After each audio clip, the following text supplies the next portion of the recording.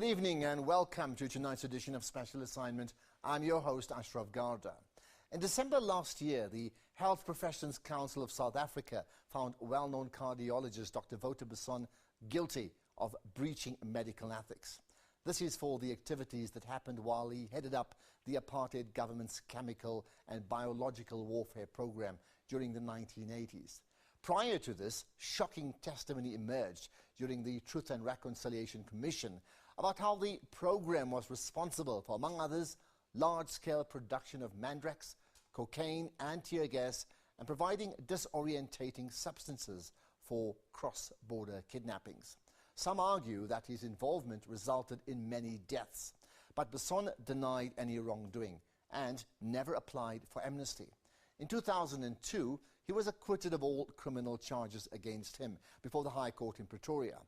Is this retribution or the final reckoning for the man dubbed Dr. Death? This documentary is produced by Rochelle Seaton-Rogers. For nearly 2 decades, Basson's avoided persecution for his involvement in the apartheid government's secret chemical and biological warfare program. Have the chickens finally come home to roost for Dr. Basson? The breaches of medical ethics amount to unprofessional conduct. Nothing inhumane was done. Nobody was injured, nobody got hurt, nobody was incapacitated in any way at all. The most frequent instruction we obtained from Dr. Basson and Dr. Swanepoel was to develop something with which you could kill an individual. I'm saying, let's decriminalize the conflict of the past. Stop prosecuting people.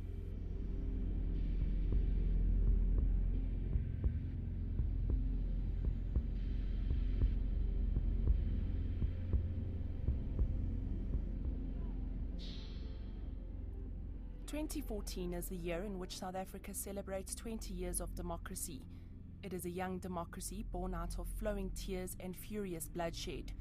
For many years, the black majority had to fight a violent oppression by minority white rule during apartheid. Wounds in the South African psyche still fester, as many of the perpetrators of human rights violations during apartheid walked free and were never punished. Dr. Wouter Basson is considered as one such person by many. He earned the nickname Dr. Death after testimony emerged during the Truth and Reconciliation Commission and a criminal trial about how he had headed a secret chemical and biological warfare program named Project Coast during the 1980s. Scientists who worked with Dr. Basson testified that the aim of the project was to develop undetectable and untraceable deadly poisons to attack and kill black struggle leaders and suppress the black population. The most frequent instruction we obtained from Dr. Basson and Dr. Swanepoel was to develop something with which you could kill an individual, which would make his death resemble a natural death, and that something was to be not detectable in a normal forensic laboratory. That was the chief aim of Roodeplaat Research Laboratories on the COVID side.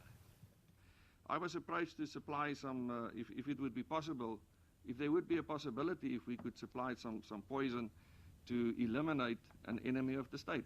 Who requested you to do this? Wouter Basson, Dr. Basson. Dr. Janse van Rensburg testified that Reverend Frank Chikane was one of the high-profile people which Dr. Basson's unit had attempted to kill with poison. So help me God. Thank you. Be seated. He told me exactly what had happened, the mistakes they'd made, and he told me that General Verster was furious that the attempt to kill Frank Chikane had failed, and that he'd ensure that it wouldn't fail next time. Janse van Rensburg also made other shocking revelations. You were shocked when you got this list. I'm talking about you as a person. There were also plans to contaminate medication used by President Nelson Mandela at Pollsmoor with the untraceable heavy metal poison thallium. Dr. Basson mentioned, after he had told us a lot about the effects of thallium, if you give just the right dose, you mustn't give too much, but just the right amount, then you can cause what appears to be an outbreak of meningitis or encephalitis. You get similar symptoms. And in so doing, he mentioned in passing that he had given some thallium. We said we had given some thallium to Steve Biko. The doctors also testified about bigger, sinister plans to target the black population.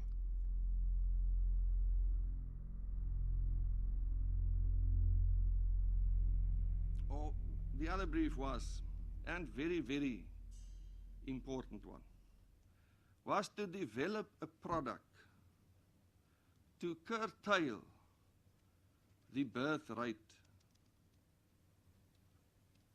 of the black population in the country. Could you tell us a little bit more about this? Who asked you to develop this product? The person that directly instructed us or asked us to do this was Dr. Basson. And it said that Basson was getting his orders from the highest authority in the land. There's no doubt that, in my mind, the Prime Minister P.W. Botha, or rather President, knew about the project, and that the generals all the way down from the officer commanding were aware of it. It pained some of the scientists who came forward during the TRC that people at the top, responsible for the orders, denied it. In the language you are best comfortable with.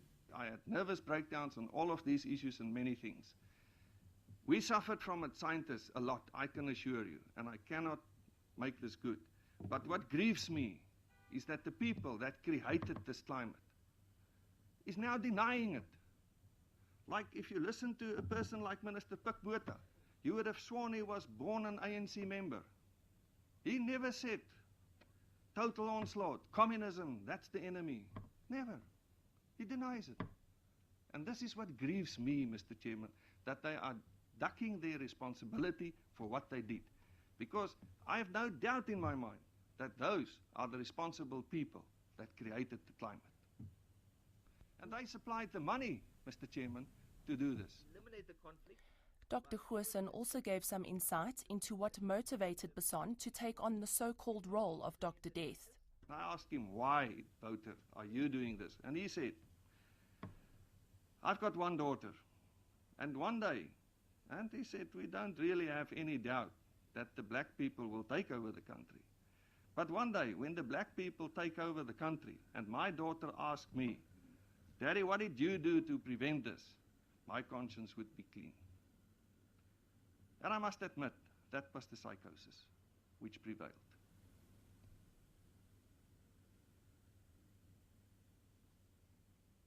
And you can blame me for that. I had maybe my parts in it. That is true. And I'm sorry about it.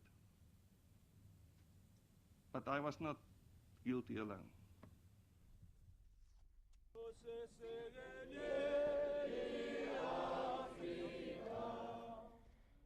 Frank Chikane was a political activist during the struggle and became involved in the ANC and the United Democratic Front in the 1980s. He later went on to be elected as the General Secretary of the SA Council of Churches.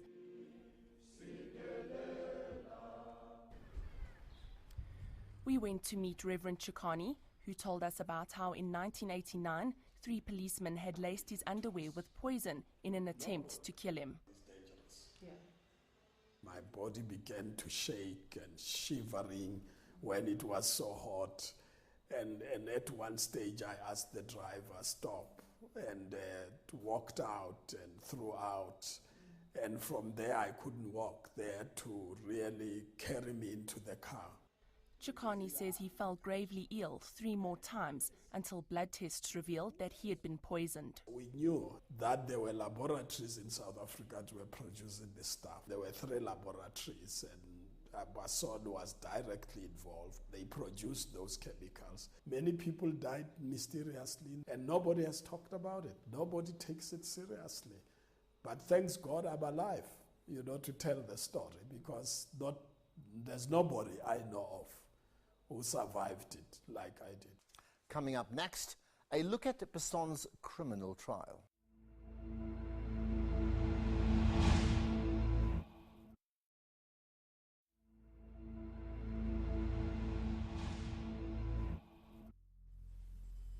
In the 1970s and 80s, the townships burnt and many lives were lost during the uprising. But many black and white South Africans had no idea until the Truth and Reconciliation Commission that secret plans were being made by the apartheid government to up their stakes of keeping power by developing poisons, toxins, drugs and new age tear gas to subdue the masses. In 1998, Dr. Wouter Basson fought hard against testifying at the TRC because he argued that it would prejudice his criminal trial, which the state was preparing for at the time. Chandra Gould was an investigator and evidence analyst for the TRC and has co-authored a book called Secrets and Lies about Basson and the chemical and biological warfare program. The court found against him and in favour of the TRC, and the hearing went ahead. But the hearing then, we only had 12 hours left, during which the TRC was legally mandated to hold hearings of this nature. So there were 12 hours remained, and most of that time was taken up with legal argument, technical argument. But Dr. Basson didn't even wish to put his military rank on record. So not terribly much emerged, certainly not much emerged from the testimony of Dr. Basson before the TRC. Yasmin Suka was one of the commissioners in the TRC. She is now the deputy chair of the Human Rights Violation Committee responsible for the hearings, documentation and the truth recovery part of the TRC. So in my view, he was not a truthful witness, and neither was he somebody who was willing to come forward and talk about what he did. And even when there were revelations about what he actually got up to, there was just not a sense of remorse. I got the feeling when I walked away from the hearing that here you were dealing with somebody who was absolutely amoral, really. In 1999, a year after the TRC, Basson's criminal trial started in the Pretoria High Court. It would last 3 years and end up being the longest and most expensive trial in South African history. Basson faced charges of fraud, murder, attempted murder and possession of drugs. In the criminal trial, Basson was the only witness in his own defence. There were more than 153 witnesses during the course of the trial, but Basson testified and he was the only witness in his defence. He denied involvement in any of the human rights violation related charges. Judge Willie Hartzenberg, who was accused of being grossly biased towards Basson, gave the state's case a major blow when he withdrew 6 of the 8 conspiracy to murder charges because he said Basson couldn't be prosecuted in South Africa for crimes committed on foreign soil. These included crimes committed in Namibia during the border wars, like the poisoning of 200 SWAPO prisoners of war. If you look at his trial, for instance, one has very little doubt that we were talking about a judge who heard this case who had no business really sitting to hear the case, because clearly he'd made up his mind even before the evidence was presented, and the fact that Wouter Basson was acquitted is astonishing. Basson walked away a free man from the highly controversial trial and went on to win an appeal by the state and a constitutional court application. Satisfied, thanks. Are you quite happy with the proceedings? So far, yes, thank you. Are you having a better sleep tonight? I hope so. But others do battle to sleep at night as they are still haunted by the loss of their loved ones nearly 30 years later. 80-year-old Maria Ntuli lives in Mamelodi, a stone's throw away from Pretoria, the old centre of apartheid rule. Her 17-year-old son Jeremiah was killed along with 9 other boys in June 1986 when they were intent on joining the military arm of the ANC, Mkhonto Wesizwe, and join the fight for freedom. To eliminate this threat, Vlakplaas hitman and double agent Joe Mamasela lured them to their deaths. He told them that he would take them across the border to Botswana for military training. On the way, when they reached their destination, where the trap was set, is where they were all injected. After they've injected them, they put them back in the Kumbi. And in the Kumbi, there was explosions in the Kumbi. And there was one white man who said he was driving that Kumbi against a tree. And after knocking that tree, just jumped and then the Kumbi exploded. Maria and the other mothers learnt these gruesome details 9 years later at the TRC. The boys became known as the Nietverdien 10, meaning not deserved. How can they kill so small little children? They were 17 years. They are still young boys. They should have arrested them and asked them, where are your parents? And then called us and tell us what our children have done. No, they didn't do that. They just killed them without telling us what happened. Maria stands outside the gates of the high school Jeremiah attended, reminiscing about her son. The way he used to laugh and jokes and sing, he used to sing the struggle songs. He used to tell me that he's going to be a lawyer. He wants to help people. Now Maria and the other mothers can only visit the graves of their fallen sons after waiting years for their discarded remains to be located and reburied close to home. I'm definitely sure it's Basson, because that year it was only Basson injection, Basson, that and all that, you see. So we are definitely sure that that injection which killed the boys is from Basson. So why did the Health Professions Council find Basson guilty? Well, you'll get some answers after this.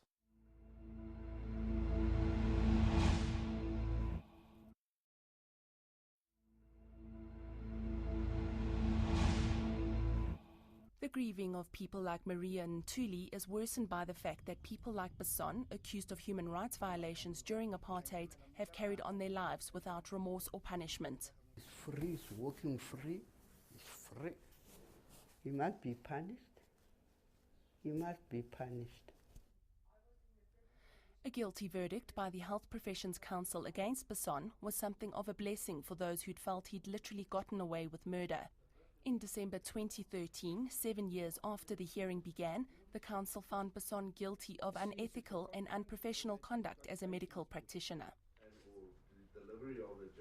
Medical doctors have a unique position in society, a sacred position, which impels them to stay true to the ethical values of the profession. This is equally true in conflict situations. The committee supports the notion that in South Africa, the medical ethics during war and peace are identical.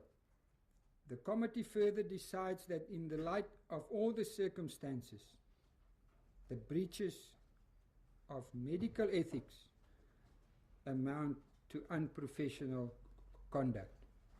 My hat goes off to the, the Health Professionals Council, because I think they've succeeded in ensuring that from a truth perspective and a justice perspective, that this man has finally been held accountable.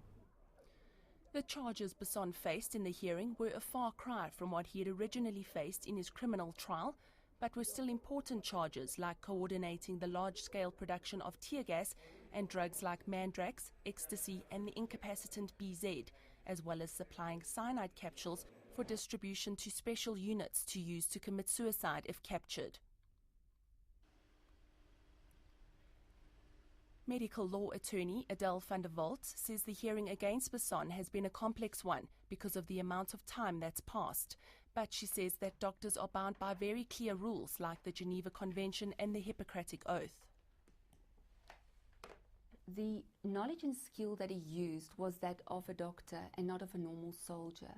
The core of it is where knowledge and skill of a professional person is being used in such a way that it's not beneficial for a patient, whether it's directly or indirectly. In many of these matters, Dr. Basson has not had a direct patient-doctor relationship. However, with the knowledge and skill being a doctor, if specific substances have been created, with the knowledge and skill knowing that the indirect or direct cause of that can cause harm, it's in breach of the declaration as we've indicated earlier, and then the Health Professions Council of South Africa's rules. At times, the hearing got heated as Basson denied all the charges. And nothing inhumane was done. Nobody was injured, nobody got hurt, nobody was incapacitated in any way at all. Everything was done with the ultimate goal of saving lives and decreasing the loss of life and injury. And not as a medical practitioner for the 151st time, as a soldier. There's been no single evidence, not a single bit of proof before this committee that I've done any of those things. As a matter of fact, we're talking about possibilities of things that happened. There's not even a fact. There's not a single fact that that did happen. No names, places, nothing. I did not act contrary to the laws of humanity at any stage. Helmut Roma-Heitman, a defense expert, says that for centuries doctors have helped develop all kinds of weapons. Whether you can reconcile developing weapons of any shape, size or form, or helping in the development of weapons of any shape, size or form, with a Hippocratic oath, is an interesting question. But every country that has chemical or biological weapons has had doctors help develop them. Basson's sentencing hearing was set to start in February 2014, but has been postponed. Some people say they hope that he'll be struck off the doctor's roll. I think the thing that will hurt him the most is to be struck off the role of being able to practice as a doctor. I think that will be the most meaningful sanction. I mean, it won't be very much at this stage, but for him, he is an incredibly proud cardiologist, you know, and he says this country can't afford to be without him, but actually there are things that you cannot get away with. The ruling doesn't sit well with Jan Wagenaar, who defended Apartheid Minister of Law and Order Adriaan Vlok and Police Commissioner Johan van der Merwe. He was criminally charged. He went through a lengthy hearing and he was acquitted on everything. Now he's charged for unethical conduct. For me, where I'm coming from, it's very difficult because on all sides there were people, they may have been professionals in their own right, also on the side of the liberation movements. But when being involved in an unconventional war like we had here, we all did things that can now, with hindsight, be criticized. If you read the report of the Truth Commission, you look back at the records of the trial of Wouter Basson, one question I have to ask is why was the Surgeon General, Lothar Neethling, never prosecuted? Why was Kat Liebenberg never put before the courts? These are questions about people who hold key areas of responsibility. And so Wouter Basson, yes, is being held accountable. But what of the people above him? And what about the people who allowed financing to be made available for this kind of thing? This is a first step, as I see it, in terms of the accountability process. And I do hope that it opens up a discussion for what we can do further, because you know, a question I think we have to ask is, how is it possible that you can do this kind of thing? I'm saying, let's decriminalize the conflict of the past.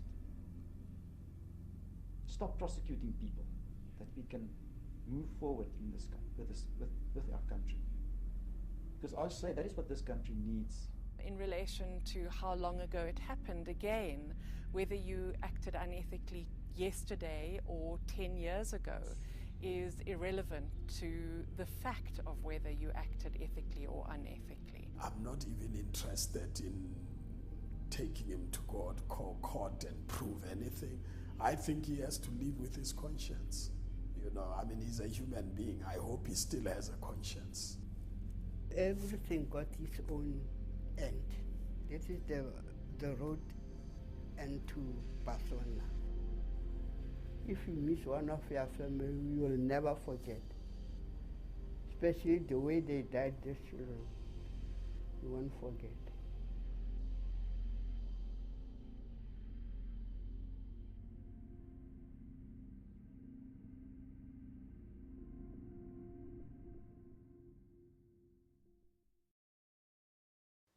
Now, what's your take on this issue? Well, you can comment via Twitter using the hashtag special assignment. You can also Facebook us on our fan page, or you can email us. Well, that's it for this evening. Thank you for watching, and do join us again next week when we'll continue pointing out the issues that matter.